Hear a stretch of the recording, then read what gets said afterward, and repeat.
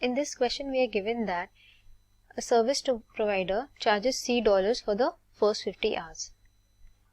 So $C is charged for 50 hours and he charges 40 cents for each 30 minutes. So this is for each 30 minutes. We have $0.40 for the next 30 minutes. That is charged in excess of 50 hours usage during the month.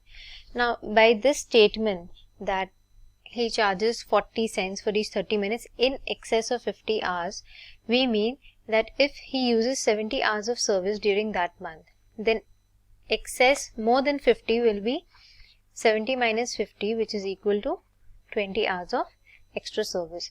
So the service provider charges 40 cents for each 30 minutes for these 20 extra hours.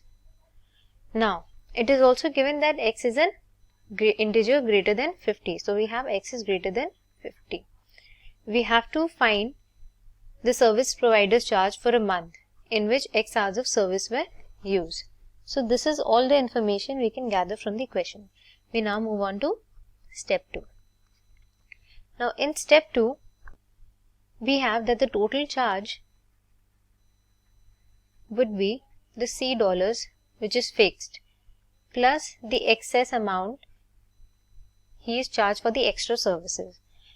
Now 0.40 or 40 cents is charged for 30 minutes. Then 0.80 will be charged for 1 hour. Now it is important to change this into hours because the charge C is also for hours. So please do not make this mistake of not converting this and marking the answer option C, which is the wrong answer. So this is the correct conversion. Now, so the total charge would be equal to C plus the excess amount multiplied by it. We now move on to step 3, which is the calculation. So we have the charge equal to C plus. Now if x hours of service were provided, then the extra hours using this logic would be x minus 50. And the charges for these number of extra hours of service is 0.8. So we multiplied this by 0.8. Hence the correct answer is option D.